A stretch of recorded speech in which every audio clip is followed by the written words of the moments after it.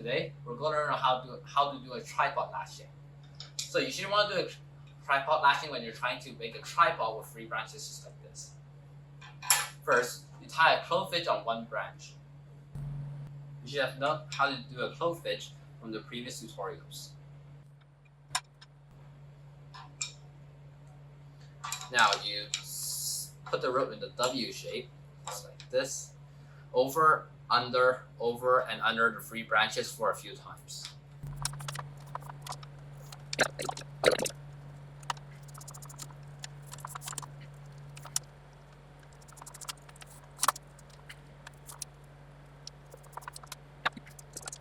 Now you finish this tripod lashing off by tying a clove here.